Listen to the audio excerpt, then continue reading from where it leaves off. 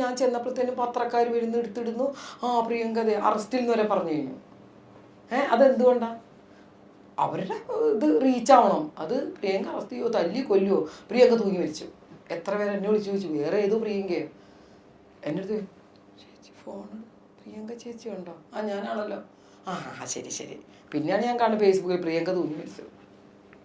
അപ്പം അതാണ് ഹൈലൈറ്റ് ചെയ്യുന്നത്. ഒന്നും ഉണ്ടാവില്ല, ഫ്രണ്ടിൽ കാണും പ്രിയങ്ക തൂങ്ങി മരിച്ചു. എടുത്തു നോക്കുമ്പോൾ ഏതോ തമിഴ്നാട്ടിലെ തെലുങ്കാനയിൽ കിടന്ന ഏതോ ഒരു പ്രിയങ്കയാണ് തൂങ്ങി മരിച്ചിരിക്കുന്നത്. അപ്പം കണക്ട് ആയിട്ട് വന്നുകൊണ്ടിരിക്കും. അതൊന്നും കേട്ട് അതിൻ്റെ കമൻ്റൊക്കെ വെച്ച് സങ്കടപ്പെടാനൊന്നും ഞാനില്ല. വന്നത് വന്നു. ഇനി നമ്മൾ നോക്കുമ്പോൾ നമ്മൾ ശ്രദ്ധിക്കുക. കാരണം ഒരുപാട് പ്രശ്നങ്ങൾ വന്ന് പെട്ടിട്ടുണ്ട്, ഇല്ലെന്നൊന്നും ഞാൻ പറയുന്നില്ല. ഈ പ്രശ്നങ്ങൾ ഞാൻ അറിയാതെ വന്ന് സംഭവിച്ചു പോയ കാര്യങ്ങളാണ്. അതെല്ലാം ഞാൻ കുറച്ചുകൂടി സോൾവ് ചെയ്ത് ഞാനിപ്പോൾ വർക്കും കാര്യങ്ങളൊക്കെ ആയിട്ട് ഇപ്പോൾ മെൻ്റലി നല്ല ഇതിൽ നിൽക്കുകയാണ്. പഴയ കാര്യങ്ങൾ ഇതൊക്കെ എല്ലാം അതറിയാമല്ലോ. അതിൻ്റെ ഒന്നും ഇനിയില്ല. ഇനി അത് അവിടെ കഴിഞ്ഞു പോയ സംഭവം. ഞാൻ പറഞ്ഞ എന്തെങ്കിലുമൊക്കെ കാര്യങ്ങൾ ഉണ്ടെങ്കിൽ തന്നെ അതെൻ്റെ അറിവില്ലായ്മ കൊണ്ട് വന്നതാണ്. അത് ഞാൻ മാറ്റി നമ്മൾ സ്വയം അനലൈസ് ചെയ്തെടുത്താണ്. ചെയ്യേണ്ടായിരുന്നു ഇങ്ങനെയൊന്നും നിൽക്കാൻ. വലിയ വലിയ പ്രശ്നങ്ങളല്ല, കൊച്ചു കൊച്ചു പ്രശ്നങ്ങളാണെങ്കിലും അത് നമ്മൾ സോൾവ് ചെയ്യും. അത് കണ്ട് ആരും ഇനിയിപ്പം എന്നെ അങ്ങനെയല്ലേ പറയൂ, അവരെല്ലാത്തിനും പ്രശ്നം. അങ്ങനെ ഒരു ടോക്ക് വന്നിട്ടുണ്ട്, അതെനിക്ക് വിഷമമുണ്ട്. പക്ഷേ ഒരു കാര്യം വീണ്ടും ഞാൻ പറയാം, ഞാൻ എവിടെ ഇതൊക്കെ പ്രശ്നങ്ങൾ എന്തൊക്കെ ഉണ്ടായിട്ടുണ്ടെങ്കിലും സത്യമായിട്ടും ജനങ്ങൾക്ക് എന്നെ ഇഷ്ടമുണ്ട്. ഞാൻ ഏത് പ്രോഗ്രാമിന് പോയാലും ഒരു പ്രോഗ്രാമിന് പോലും അവർ തരുന്ന ഒരു സ്നേഹം, അത് മാത്രമേ എൻ്റെ മനസ്സിലുള്ളൂ. അത് ഇന്നും എനിക്കുണ്ട്. എനിക്കത് മതി. വേറെ എന്താ? എനിക്ക് ഞാൻ പറഞ്ഞില്ല, ഞാൻ ഭയങ്കരമായിട്ട് വലിയൊരു നടിയാവണമെന്ന് ആഗ്രഹിച്ച് വന്ന ആളല്ല. ഇതെൻ്റെ ലോട്ടറിയാണ്. എനിക്കൊരു കോടി അടിച്ച ലോട്ടറിയാണിത്. ഞാനിതിൽ സന്തോഷിക്കുന്നു. എനിക്കിതിൻ്റെ അപ്പുറം വേണ്ട. കോടി വേണ്ട. എനിക്കിത് മതി. അപ്പം പിന്നെ കിട്ടുന്നതൊക്കെ എൻ്റെ ഭാഗ്യമല്ലേ. ഇനി കിട്ടുന്നതൊക്കെ എൻ്റെ ഭാഗ്യമാണ്. ഇപ്പോഴും ഞാൻ ഉറച്ചാലോട് പറയാം, എൻ്റെ സമയം വന്നിട്ടില്ല. എനിക്കൊരു ഏതെങ്കിലും ഒരു ക്യാരക്ടർ എനിക്ക് കിട്ടും. അന്ന് നമ്മൾ ഇതുപോലെ ഇരുന്ന് വീണ്ടും സംസാരിക്കേണ്ടി വരും. ഈ മമ്മൂക്കായിൽ നിന്നും കിട്ടിയിരിക്കുന്ന ഒരു ഉപദേശം എന്തായിരിക്കും? മമ്മൂക്കായിൽ നിന്ന് കിട്ടിയത്, അദ്ദേഹം എന്ന് പറഞ്ഞാൽ ഒരു എല്ലാവരും പറയുന്ന പോലെ ഒന്നുമല്ല. നമ്മളും അങ്ങനെയൊക്കെ കുറേ കേട്ടിട്ടില്ല. പക്ഷെ മമ്മൂക്ക എന്ന് പറഞ്ഞാൽ സത്യം പറഞ്ഞു കഴിഞ്ഞാൽ ഒരു പഠിക്കേണ്ട ഒരാളാണ്. അത്ര നല്ലൊരു മനുഷ്യനാണ് മമ്മൂക്ക.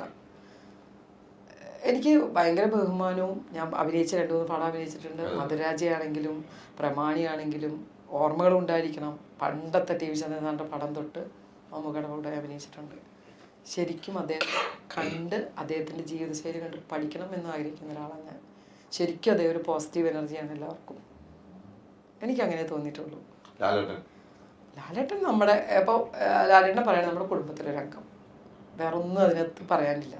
അത്രമാത്രം അങ്ങനെ നമ്മുടെ മനസ്സിൽ തോന്നിയിട്ടുള്ളൂ. രണ്ടുപേരും 2 തട്ടിലാണ്. മനസ്സിലായോ? നമുക്ക് നല്ല ജീവിത രീതി ഇതൊക്കെ നമ്മൾ നോക്കി കണ്ട് ഇങ്ങനെ അധികം സംസാരിക്കില്ലെങ്കിലും വളരെ സ്നേഹമുള്ള ഒരാളാണ് നമുക്ക്. നമ്മൾ വിചാരിക്കും അയ്യോ അദ്ദേഹത്തിന്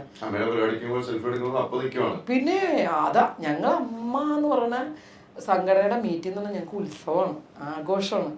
സെൽഫി എടുക്കുക, വരുമല്ലേ, സെൽഫി എടുക്കുക, ഡിപ്പിടുക. അന്നത്തെ ദിവസം ഞങ്ങൾ ഡ്രസ്സ് തന്നെ സെലക്ഷനാണ് പോയിട്ട്, പുതിയ ഡ്രസ്സ്.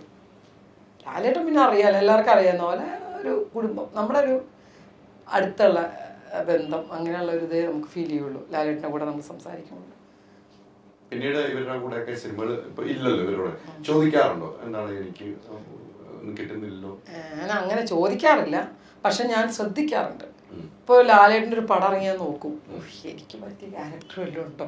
പക്ഷെ ഞാൻ ഇതിനകത്തൊന്നും അധികം കാണാറില്ല, കാരണം അങ്ങനത്തെ ക്യാരക്ടേഴ്സ് ഒന്നും ഇപ്പം അധികം ഇല്ല. മമ്മൂക്കയുടെ പടത്തിൽ ഇപ്പോൾ എന്തെങ്കിലും ഉണ്ടെങ്കിലും എനിക്ക് എന്തെങ്കിലും ഉണ്ടെങ്കിൽ വിളിക്കും. നേരത്തെ ഞാൻ പറഞ്ഞൊരു വാക്ക് തന്നെ എപ്പോഴും കടമെടുക്കുള്ളൂ. ഈ പടത്തിൽ ഞാൻ ഇരിക്കാൻ കാരണം ചന്ദ്ര എന്നൊരു ക്യാരക്ടർ കിട്ടാൻ എൻ്റെ ഒരു റോൾ ഇതാണ്. അതുകൊണ്ട് എനിക്കിത് എൻ്റെ ദൈവം തരുന്ന ഇത് കിട്ടുന്നു, എനിക്ക് വിധിച്ചു തന്നെ അത് കിട്ടും. അതിനകത്ത് ഞാൻ ആരോടും ചോദിക്കും വേണ്ട, പറയും വേണ്ട, മതി. നമ്മളതിൽ സന്തോഷമായിട്ടിരിക്കുക. ഇപ്പം ഞാനൊരു സീരിയൽ സുഗമോദേവി ഞാൻ ഒരിക്കലും പ്രതീക്ഷിച്ചിട്ടില്ല. അത് ഫൈസൽ അടിമാലി എന്ന് പറഞ്ഞൊരു ഡയറക്ടർ ഞാനാണ് സുഗമോദേവിയിൽ, അറിയാലോ. സുഗമോദേവിയിൽ ആ ഡയറക്ടർ എന്ന് പറഞ്ഞാൽ ആ ഡയറക്ടർ ഇവിടെ നിൽക്കേണ്ട ആളേ ഇല്ല. അദ്ദേഹം പടം ചെയ്താൽ അദ്ദേഹത്തിന് നല്ല സക്സസ് ആക്കാൻ പറ്റും. കാരണം അദ്ദേഹത്തിൻ്റെ ഡയറക്ഷൻ എന്ന് പറഞ്ഞു കഴിഞ്ഞാൽ ഞാൻ ഇത്ര നാളും സീരിയലിൽ കണ്ടതിൽ പെർഫെക്റ്റ് ആയിട്ടുള്ളൊരു ഡയറക്ഷനുള്ള ആളാണ് മതി. ഒരു ജോലിയിൽ ഇത്രയും ഡെഡിക്കേഷനായിട്ടൊരു ഡയറക്ടറെ ഞാൻ സത്യം പറഞ്ഞ സീരിയലിൽ കണ്ടിട്ടില്ല എന്ന് തന്നെ പറയാം. ഇത് എൻ്റെ ക്യാരക്ടർ. ഞാൻ ആ മാധവി എന്ന് പറഞ്ഞ് എനിക്ക് അവാർഡ് കിട്ടി. ആ മാധവി എന്ന് പറഞ്ഞ സുകുമദേവിൽ ചെയ്യുന്ന ക്യാരക്ടർ അദ്ദേഹത്തിൻ്റെ കഴിവുകൊണ്ടാണ് അത് ഞാൻ ചെയ്യുന്നത്, അത്രയും ബോൾഡായിട്ട് ചെയ്യുന്നത്. കാരണം ഞാൻ കോമഡി ചെയ്ത്, നിങ്ങൾക്കറിയാമല്ലോ, കുറേ കോമഡിയും കാര്യങ്ങളൊക്കെ ചെയ്ത് വന്ന ആളാണ്. പക്ഷെ ഞാൻ നേരത്തെ അന്ന് പറഞ്ഞ പോലെ തന്നെ ഒരു ഡയറക്ടറാണ് നമ്മളെ ക്യാരക്ടർ ചേഞ്ച് ആക്കുന്നത്. കോമഡിയിൽ നിന്ന് തന്നെ ഒരു നോട്ടത്തിൽ എന്തെങ്കിലും പഠിച്ചു അപ്പോൾ സാറ് വിളിച്ച് പറയും, പ്രിയങ്ക എന്തെങ്കിലും കാണിക്കും, ചീത്ത പറയും നമ്മളെ. ഞാനത് ആസ്വദിച്ച് വർക്ക് ചെയ്യുന്ന ഒരാളാണ്, അങ്ങനെ പറയണം. അല്ലാതെ ഞാൻ എന്തെങ്കിലും ചെയ്താൽ അത് ഓക്കെ പാടില്ല, തിരുത്തി നമ്മളെ കൊണ്ടുവരണം, അതന്നെ ചെയ്യേണ്ടത്. അത് ചെയ്യുന്ന ഒരു ഡയറക്ടറാണ് ഫൈസൽ അടിമാലി. ഞാൻ സുമോദേവി ചെയ്യുമ്പോൾ ആദ്യം വിചാരിച്ചെന്താ അറിയോ, തിരുവനന്തപുരം 3-4 ദിവസം വർക്ക് ഉണ്ടാവും, പോയി ചെയ്ത് കഴിഞ്ഞാൽ അടുത്ത പടം. അപ്പം ഞാൻ പടം എപ്പോഴും ഞാൻ സീരിയൽ വിളിക്കുമ്പോൾ ഞാൻ പറഞ്ഞിട്ട് പടത്തിന് ഡേറ്റ് വന്നാൽ എനിക്ക് പടത്തിൻ്റെ ഡേറ്റ് തരണം, ഒറ്റ സീരിയലേ ഞാൻ ചെയ്യുള്ളൂ. എന്നെ ഈ സീരിയൽ കഴിഞ്ഞപ്പോൾ ഞാൻ വിളിച്ചു 3, ഞാൻ പറഞ്ഞു സോറി, കാരണം ഇത് തന്നെ 15 ദിവസം കൊടുക്കുന്നുണ്ട്, പിന്നെ ഇവിടെ സമയമില്ലല്ലോ. അപ്പോൾ ആ സീരിയൽ ഞാൻ ചെയ്തത് ഈ 14 വർഷത്തിൽ ചെയ്തെങ്കിൽ അത് വളരെ നല്ല റേറ്റിങ്ങിൽ ഫ്ലവേഴ്സിൽ അവരുടെ സ്വന്തം പ്രൊഡക്ഷനിൽ നല്ല രീതിയിൽ പോകുന്നുണ്ട്. ഞങ്ങൾ നല്ലൊരു ഇതാണ്, ഐശ്വര്യമുണ്ട്, അങ്ങനെ ഞങ്ങൾ കുറച്ച് പേരുണ്ട്, ഞങ്ങളെല്ലാവരും കൂടെ ഭയങ്കര കമ്പനി, ഒരു കുടുംബം തന്നെയാണ്. വിവേക് ഗോപനുണ്ട്, എൻ്റെ മോനായിട്ട് വിവേക് ഗോപനല്ലേ, അതെ, നല്ല ഒരു സുസ്മിത, അങ്ങനെ കുറേ ക്യാരക്ടേഴ്സ് ഉണ്ട്. പക്ഷെ ഇതിനൊക്കെ ഏറ്റവും അടിസ്ഥാനം ഞങ്ങളുടെ തലവൻ തന്നെ ഫൈസൽ അടിമാലി. ഞാൻ ആദ്യമായിട്ടാണ് ഫൈസൽ അടിമാലി നമ്മുടെ പടത്തിൽ സീരിയലാണ്. പറഞ്ഞതുപോലെ നമ്മുടെ സമയം ഇനിയും കിടക്കുകയാണ് ക്യാരക്ടർ, അത്രേ ഉള്ളൂ. അതിനുവേണ്ടി വെയിറ്റിംഗിലാണ്. അതെ, ചെയ്തതൊക്കെ എന്ന് പറഞ്ഞിട്ടുണ്ടെങ്കിലല്ലോ, ഞാൻ വെറുതെ ഒന്ന് തിരിഞ്ഞു നോക്കിയാൽ എനിക്ക് സത്യം പറഞ്ഞ സന്തോഷമേ ഉള്ളൂ. ആ പേര് ഒരു സീനാണെങ്കിലും, പുലിവാൽ കല്യാണം, മാന്നാർ മത്തായിലെ ശകുന്തള, തിളക്കത്തിലെ പഞ്ചവർണ്ണം, അങ്ങനെ വരുന്ന കമ്മീഷണർ, FIR ആലീസ്, ഇങ്ങനെ വരുന്ന ക്യാരക്ടേഴ്സ് ഉണ്ടല്ലോ, എല്ലാ ആർട്ടിസ്റ്റുമായിട്ടും അഭിനയിച്ചിട്ടുണ്ട്. ഒരുവിധം ഭാനുപ്രിയ, അരവിന്ദ് സ്വാമിയും ശ്രീദേവി എന്നൊക്കെ പറഞ്ഞാൽ നിങ്ങൾക്കൊന്ന് ഊഹിച്ച് നോക്കുക, എവിടെ നോക്കുക, നമ്മൾ കുറേ അരവിന്ദ് സ്വാമിയെ നോക്കിയിരിക്കും, കുറേ ശ്രീദേവിയെ നോക്കിയിരിക്കും, എല്ലാവരും, ശോഭന, മിക്ക ആർട്ടിസ്റ്റായിട്ടും അഭിനയിക്കാനുള്ള ഭാഗ്യം കിട്ടിയിട്ടുണ്ട്. നല്ല ഡയറക്ടേഴ്സ്, ഒരുവിധം എല്ലാ ഡയറക്ടേഴ്സും, പ്രിയദർശൻ സാറ്, ഭരതേട്ടൻ, ഷാജി കൈലാസ്, ഒക്കെ കമ്മീഷണർ, FIR, ഒരുപാട് ഭരതചന്ദ്രൻ, അങ്ങനെ ഒത്തിരി പടം ഞാൻ ചെയ്തിട്ടുണ്ട്.